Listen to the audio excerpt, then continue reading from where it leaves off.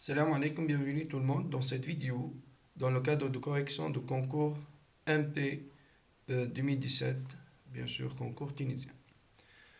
On va corriger aujourd'hui l'exercice numéro 2 donc, de cet concours. Donc c'est autour du chapitre espace vectoriel normé. D'accord? Bon, il faut dire deux mots donc avant de commencer. Bon, c'est juste une remarque pour la manipulation et pour le bien exploitation de ces vidéos-là et pour que le travail avec ce vidéo-là soit bénéfique pour vous, je vous conseille bien sûr de faire votre propre essai avant de voir la correction. Bon, alors l'exercice numéro 2, comme j'ai dit, c'est autour du chapitre espace vectoriel normé et un peu sur le chapitre euh, suite et série de fonctions, d'accord? Ok. L'idée c'est quoi? Donc vous avez bien E double barre, un espace vectoriel normé sur R, donc voilà les données. Donc ça c'est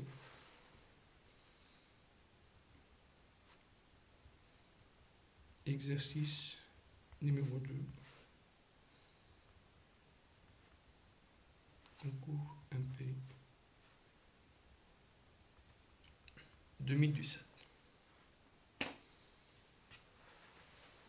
Alors, comme on a dit, E double barre est un espace vectoriel normé sur, c'est bon, et on va prendre F, un sous-EV de E. Alors, il définit pour U appartient à E le réel du de F. Ça, c'est la distance de U au sous-EV F qui est égale à l'inf de distance entre U et petit f pour petit f décrit tout l'ensemble grand F. Bien évidemment, on a bien l'existence de cette borne inférieure vu que l'ensemble des normes de I-F pour f varié dans f, il est bien minoré par 0, bien sûr, la norme elle est toujours positive. Et toute partie minorée de R non vide admet nécessairement une borne inférieure. D'accord. Donc le voilà, c'est ça, la distance, c'est la définition de distance entre un vecteur et une partie. Ici, notre partie, c'est le sous-EVF. Cette borne inférieure, cette distance, elle est parfois atteinte. Et lorsqu'il est atteint, il existe des points dans lesquels vous avez la distance est atteinte. On va regrouper cet ensemble de points-là dans l'ensemble des f du u qui est égal à l'ensemble des f dans f, tel que la distance de u à f, c'est égal à exactement la distance entre u et ce petit f-là, c'est-à-dire,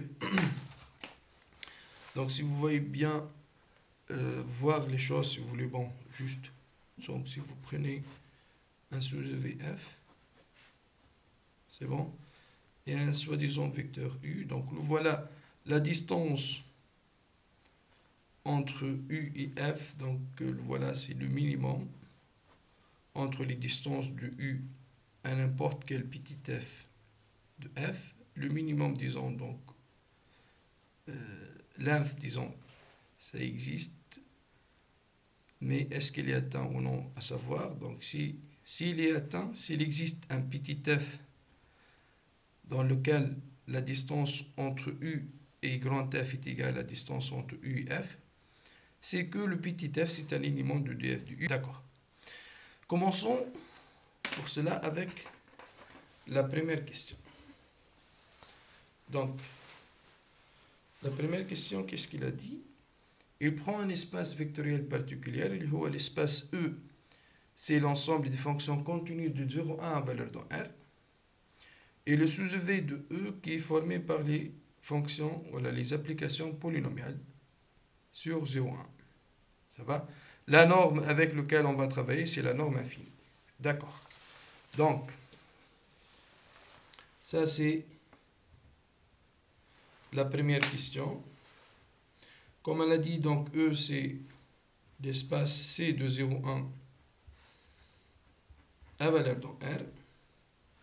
Et le sous-EV F avec lequel on va travailler, c'est égal à l'ensemble de f appartient à E, c'est-à-dire les fonctions continues telles que f polynomiale. C'est bon? Ça, c'est un sous-EV, évidemment. La combinaison linéaire des fonctions polynomiales est une fonction polynomiale. La norme avec laquelle on va travailler, c'est la norme infinie. La norme infinie, on rappelle bien c'est quoi? C'est le sup des valeurs absolues de f de x pour x appartient à l'intervalle 0,1, c'est la norme de la convergence uniforme. Bon, on l'appelle la norme infinie, c'est une norme usuelle sur l'espace des fonctions continues. Ok. C'est quoi la première question? Donc le petit a c'est quoi? Donc en utilisant, il a dit, le théorème de Weierstrass, montrer que pour tout u appartient à E, la distance de u à f vaut exactement 0. Alors, petit a, on rappelle avant tout, qu'est-ce qu'il dit, le théorème de Weierstrass. Donc, théorème de Weierstrass.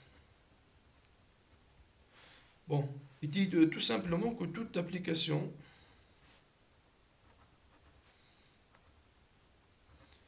continue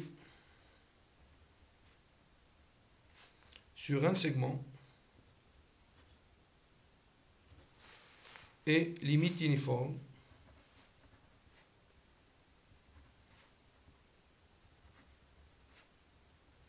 d'une suite de fonctions polynomiales.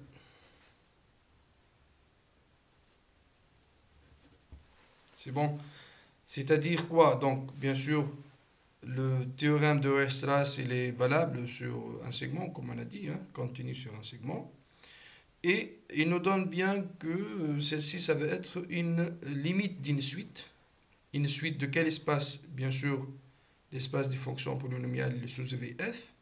Et c'est une limite uniforme, c'est-à-dire quoi? C'est au sens de la norme uniforme. Autrement dit, si on veut expliquer les choses, c'est-à-dire pour U appartenant à E, espace des fonctions continues, il existe Pn, suite des fonctions polynomiales, c'est-à-dire suite de f, telle que Pn converge vers U dans l'espace E muni de la norme uniforme, c'est-à-dire que la norme de Pn moins U infini tend vers 0 lorsque 1 tend vers plus l'infini. Bon, celle-ci, ça nous donne bien ce qu'on veut, donc c'est-à-dire, il suffit de voir que tout vecteur de E est limite d'une suite de l'espace F au sens de la norme uniforme, et celle-ci montre bien que U est nécessairement est dans l'adhérence de F, c'est-à-dire, si vous voulez, si on veut parler directement de langage de distance, donc si vous êtes d'accord, je pense que la distance de U à F, elle est en fait plus petite que la distance entre U et Pn. Et ça, c'est vrai, quel que soit n appartient à n, n'est-ce pas? Parce que le Pn, c'est un élément de F. Et la distance entre U et F, c'est l'inf des distances entre U et n'importe quel élément de F. Donc le voilà, ça c'est plus petit. Et on a bien que ça c'est positif. Si vous voulez, il suffit de tendre n vers l'infini, parce que ça c'est vrai, quel que soit n appartenant à n, U moins Pn, bien sûr je parle bien de la norme infinie, hein. I moins Pn en norme infinie, on sait bien que ça tend vers 0 lorsque n tend vers l'infini, c'est le théorème de Weierstrass. C'est supérieur à la distance de U et F, qui est supérieure à 0. Et ceci nous donne bien que la distance entre U et F est nécessairement nulle. C'est bon. Et le voilà, comme j'ai dit, on peut voir aussi les choses avec l'histoire de l'adhérence, parce que lorsqu'il est dit ici que un élément U quelconque de E est limite d'une suite de Pn, une suite Pn de F. C'est-à-dire quoi? C'est-à-dire que U, il est dans l'adhérence de F. La caractérisation de l'adhérence, c'est que tout élément de l'adhérence est limite d'une suite de l'ensemble. Et le voilà, ça te donne que U, il est dans l'adhérence de F. Et vous savez évidemment qu'on a une caractérisation de l'adhérence, c'est quoi? C'est l'ensemble des points tels que la distance de U à F égale à 0. Donc U est dans F bar si seulement si la distance de U à F égale à 0. Et le voilà, ça nous donne exactement ce qu'on veut. Donc le voilà, que ce soit démonstration directe, donc on prend le suite et on trouve la distance, l'adhérence. On passe maintenant à la deuxième question, le petit b. Il dit, il veut bien qu'on détermine, si vous voulez, pour I appartient à E, l'ensemble des F du U. Dans les deux cas, U dans F, la U n'appartient pas à F. Donc on prend, c'est le petit b, d'accord? Soit U, un élément de E. Si U appartient à F, je pense que c'est très clair pour vous que la distance de U à F, lorsque I est dans F, ça vaut bien sûr, ça vaut 0. C'est bon? Et dans ce cas-là, l'ensemble, on veut déterminer l'ensemble des F du U. On rappelle, c'est l'ensemble de F dans F, tel que la distance entre U et F, c'est la distance entre U et grand F. Ça va? Et c'est-à-dire un élément F appartient à des F du U, si seulement si F dans F et la distance entre U et F, bien sûr, c'est égal à 0, parce que la distance de U à grand F est égale à 0. Et ça, c'est équivalent à F appartient à F, et lorsque tu dis norme d'un vecteur égal à 0, c'est que ce vecteur-là égal à 0, معناها U égale à F. C'est bon? Donc, ce F-là, c'est qui? C'est égal uniquement le point U. Et celle-ci, bien sûr, c'est clair que cela implique que df de U est réduite au point U. Ça va? Parce que le U, c'est déjà un élément et on a montré que si tu prends F appartient, ça va te donner le U. C'est très bien. Maintenant, si je prends le deuxième cas, si U n'appartient pas à F, ça va? Et si je prends donc un élément dans des F de U, c'est un élément qui d'une part appartient à F et la norme de I moins F est égale à la distance de U à F. Et celle-ci, on a montré, bien sûr, n'oubliez pas qu'on travaille bien dans le cadre de l'espace E, espace des fonctions continues, et F, l'espace des fonctions polynomiales. Donc, la distance, ça vaut 0 pour U quelconque, que ce soit dans F ou elle n'est pas dans F. Ben, donc, c'est équivalent à dire quoi? F appartient à F, et ça, c'est kiff-kiff, la norme est égale à 0, c'est que le vecteur est nul, معناها F égale à U. C'est bon? Est-ce que c'est possible que le U qui est égal à F soit dans F? Et d'autre part, on a bien sûr le cas où U n'appartient pas à F. Donc, d'une part, F appartient à F et F n'appartient pas à F. Donc ça, c'est impossible. C'est-à-dire, on ne peut pas trouver des éléments dans l'ensemble df du. Ça va? Ben, c'est très bien. Donc, voilà, ça, c'est la première question. On va passer maintenant au suivant. Vous avez que dans toute la suite, on va supposer que f est de dimension finie. C'est bon? Donc, le sous-EV, on va le voir qu'il est de dimension finie. D'accord. Alors,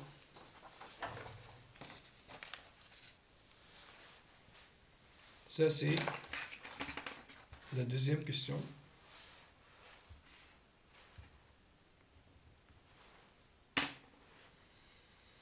Dans la deuxième question, comme on l'a dit, la suite c'est de dimension finie. Qu'est-ce qu'il veut? Dans cette question, on suppose que E est un espace pré-hilbertien. Pré-hilbertien, c'est-à-dire c'est un espace muni d'un produit scalaire. Bon, ici, réel, c'est bon. Muni de la norme euclidienne. D'accord. Ok? Donc, E est pré-hilbertien.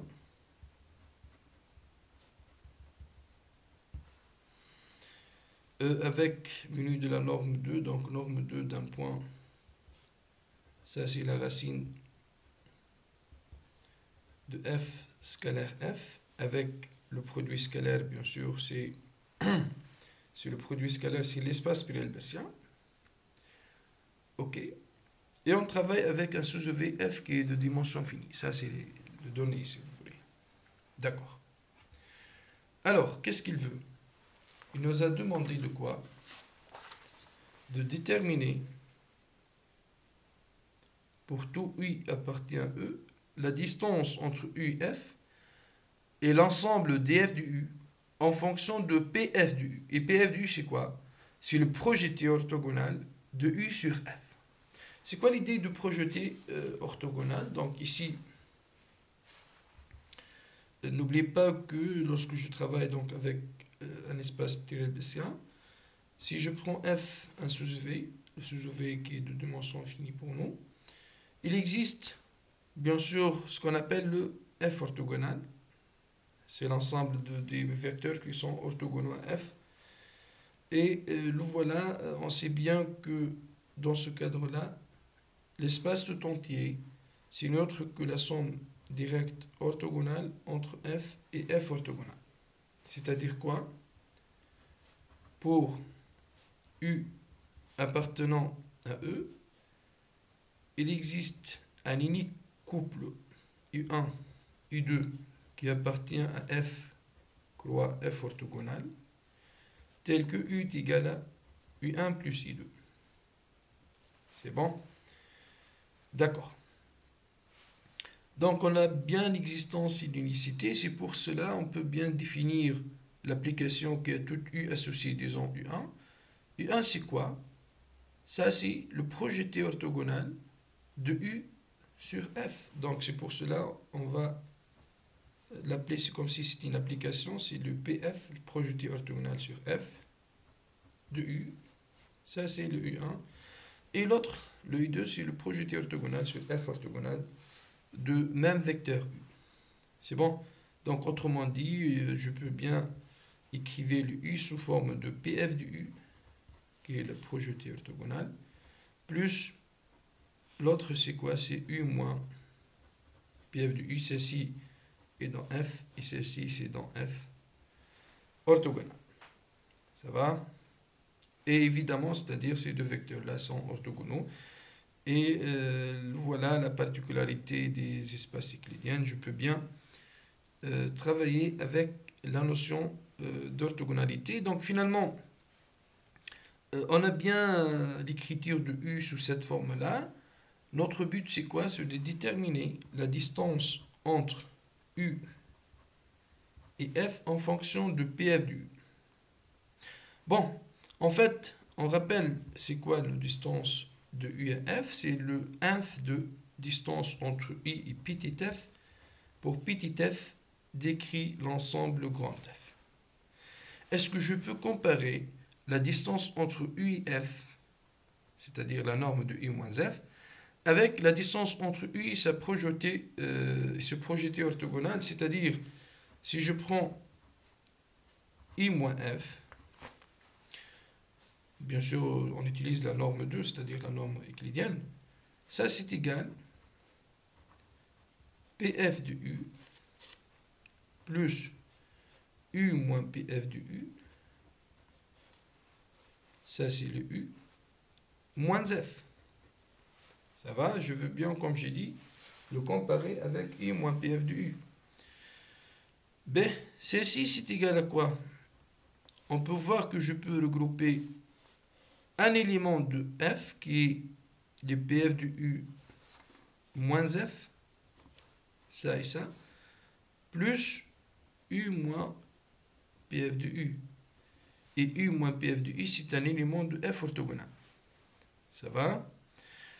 Bon, lorsque j'ai une somme de deux vecteurs, une de F et l'autre de F orthogonale, et lorsque je travaille, donc travaillons avec la norme au carré, je sais bien que Pythagore, qu'est-ce qu'il dit? La norme au carré, ça c'est dans F, et ça c'est dans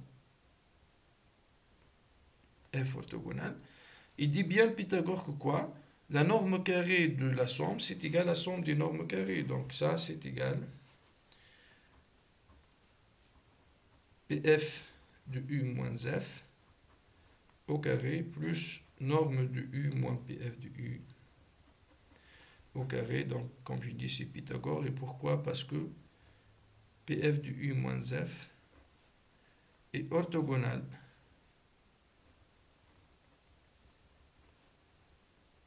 à U moins PF de U. C'est bon? Donc, le voilà, ça nous donne cette expression. Et c'est clair, je pense, c'est nettement clair pour vous que cette somme-là, on veut comparer quoi? U moins F en norme avec U moins PF de U. Et évidemment que cette somme-là, elle est plus grande à la norme de U moins PF de U au carré. Parce que tu ajoutes une quantité qui est positive. Et celle-ci, bien sûr, les normes sont positives. Ça nous donne que U moins F, il est plus grand que U moins PF de U. Ben, c'est très bien. C'est vrai, quel que soit F dans F, ceci, quel que soit F appartenant à F, bien sûr, on n'a pas une condition, non, si vous voulez, spéciale avec le F. Ça, c'est vrai, quel que soit F appartient à F. Et le PF de U, n'oubliez pas que c'est un élément de F. Ça va? Donc, ça nous donne bien que quoi? Que le U moins PF de U, si en fait, c'est quoi? C'est le minimum. C'est l'inf qui est atteint, si vous voulez, de norme de U moins F avec F varie dans le grand F. Ça va? Donc, voilà l'idée. Et ça nous donne bien que tout simplement, ce minimum, c'est l'inf, si vous voulez. Donc, la norme de U moins PF de U, c'est en fait l'inf de U moins F, tel que F varie dans F. Et ici, la distance de U à F. Ça va? C'est très bien. Donc, reste maintenant à quoi? Reste de voir l'ensemble des F du U. Donc, le df du U, on rappelle, c'est l'ensemble de points F appartient à grand F, tel que le I moins F est égal à la distance de U à F. Ça va, c'est-à-dire pour lequel l'inf est atteint. Dans notre cas, si je prends F appartient à df du U, donc c'est que F est un élément de F, et la norme de U moins F est égale à la distance, et on sait bien que la distance c'est quoi? C'est la norme de U moins PF de U. Ça va? La distance entre U et F, c'est U moins PF de U, ça c'est déjà démontré. Bon, il pourrait être quoi ce F là? Voilà la question. Ok? Bon, on sait bien que pour f appartenant à f, la norme de i moins f au carré, c'est déjà démontré, on a utilisé Pythagore, ça c'est égal à quoi? Est égal à u moins pf de u au carré, plus pf de u moins f au carré, n'est-ce pas? D'accord. Donc, cet élément qui est dans df du u, il vérifie bien qu'on a égalité, c'est-à-dire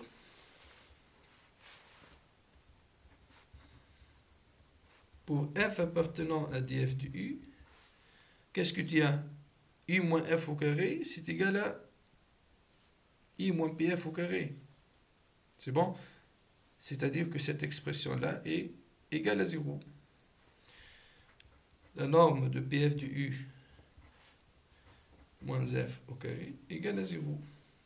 Yani, f est égal à pf de u. C'est bon? Donc, c'est-à-dire que un élément de df de u ne pourra être que le vecteur pf de u, le projeté orthogonal de u sur f. C'est bon? Et on a déjà, évidemment, le pf de u, c'est un point de f dans lequel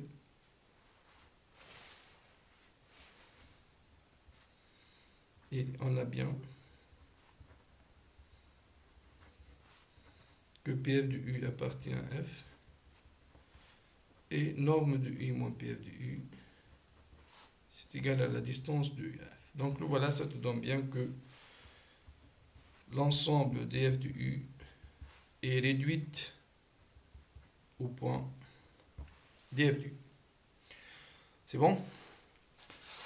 Ben, le voilà, c'est bien. Donc on va passer maintenant, après l'étude de le cas particulier de l'espace périodhertzien, à traiter la troisième question. La troisième question, qu'est-ce qu'on a? Donc on prend pour u appartient à e fixé, on pose une fonction phi de f dans R qui a toute f associée norme de u moins f. Donc, troisième question.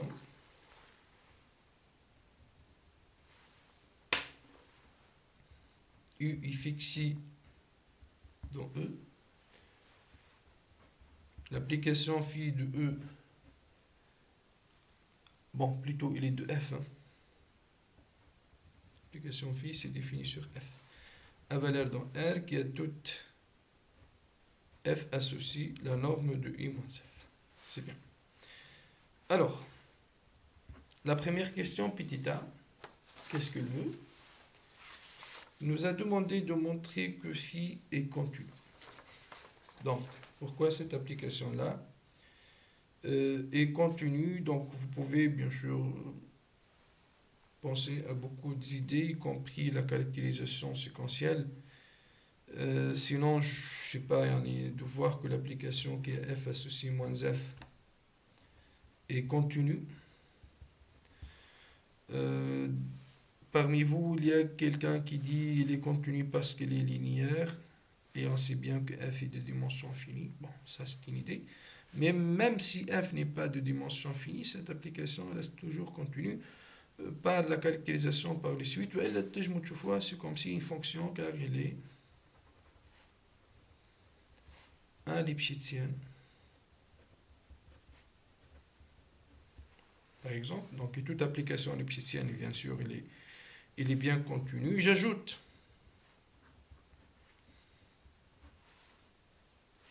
à cette application-là, l'application constante qui est f associé u. Constante, il est toujours continu, donc est continu. C'est bon? Et je compose ça avec qui? Avec l'application norme. Or, l'application norme est continue car elle est aussi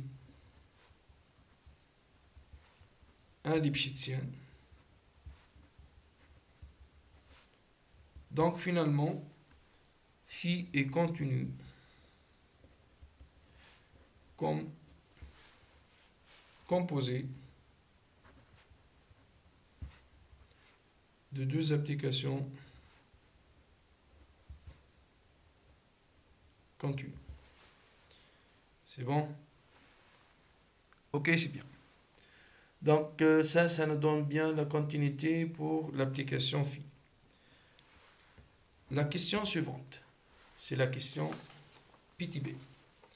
Il nous a demandé de voir pourquoi l'ensemble K est un compact non vide de F. Donc l'ensemble K c'est qui?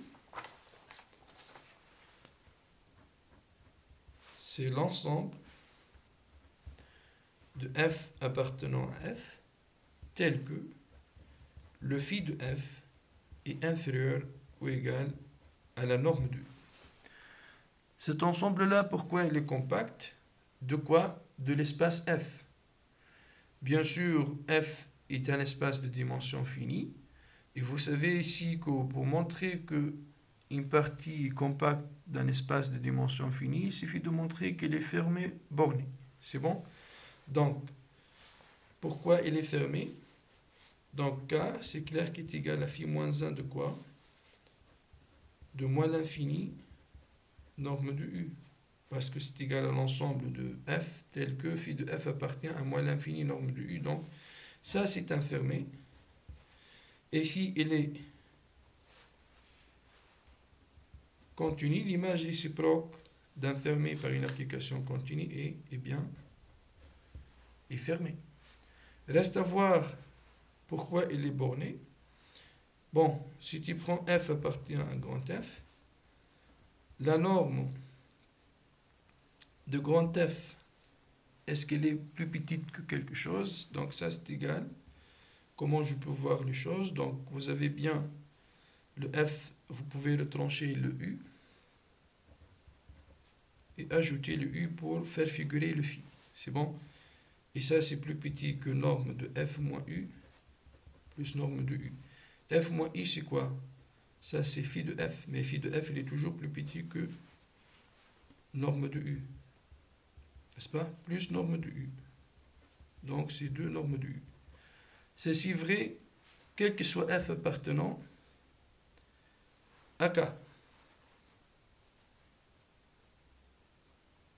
Bon, ici, je prends un F qui est dans K. Ça va? Donc, quel que soit F dans K, on a bien que sa norme est plus petite que 2 normes de U. Ça nous donne bien que K est borné. Ça, c'est le premier résultat. Et ça, c'est le deuxième résultat. 1 plus 2. K est fermé borné de F qui est de dimension finie.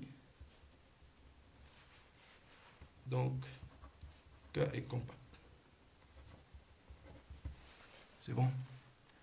Donc, voilà l'idée. Je vous remercie bien. On va voir dans la prochaine vidéo.